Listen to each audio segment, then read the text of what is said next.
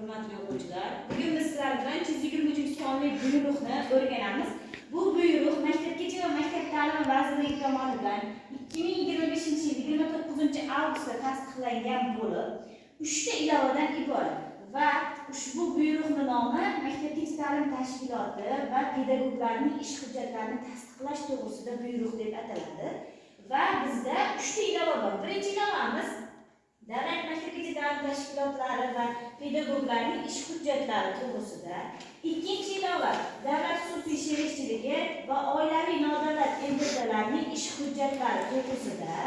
Uchinchi ilova esa davlat va nodavlat entitalarining ish hujjatlarini yuritish bo'yicha yo'riqnoma berilgan. Demak, bizda 3 ta ilova bor.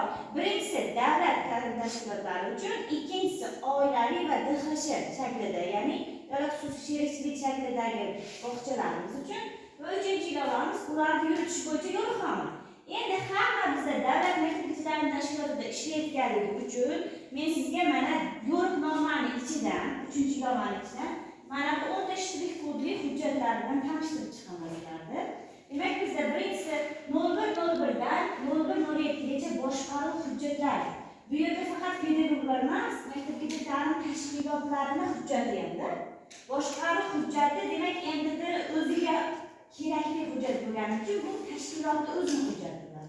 Endi 0201 esa tarbiyalanuvchilar hujjatlari, ya'ni bu ichida nima bo'ladi?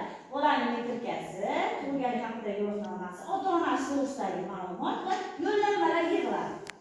Endi keyingisi 0301 bo'lsa, bizda direktorning ish hujjatlari, direktorlar tanishib chiqishga.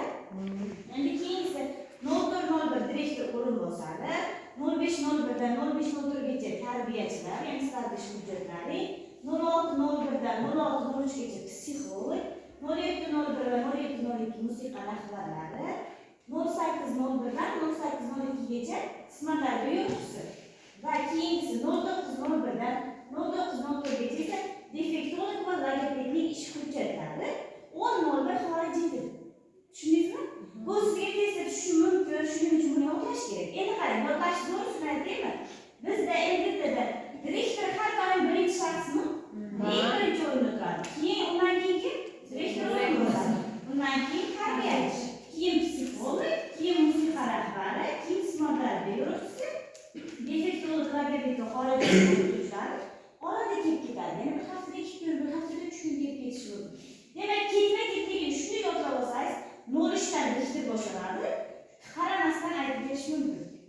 Endi men buni yozaman, mana yozib turib, sizlarga savol beraman. Metodist ish hujjati qaysi raqam bilan bo'ladi? 04. Endi yana bir savol beramiz. Musiqa rahbarinikichi? 07.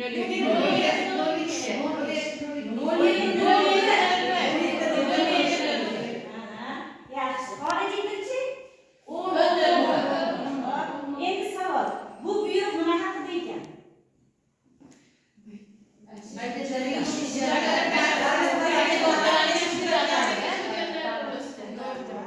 Yaxshi. Tushundikmi? Nechta ilovasi bor ekan? 3 ta.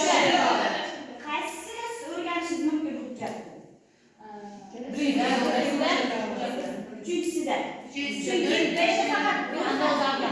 Beshta ro'yxat kelgan, beshta ham ro'yxat kelgan. Faqat mana bu 3-ilovasida sizga yo'riqnoma berilgan. Qanaqa qilib to'ldirishingiz kerak, qayerga nima yozishingiz kerak, davomat sinf daftari nima ekanligini tushunmaydiganlar uchun ichida tayyor ma'lumotlar, qo'llanmalar bor. Tushunarli bo'ldimi?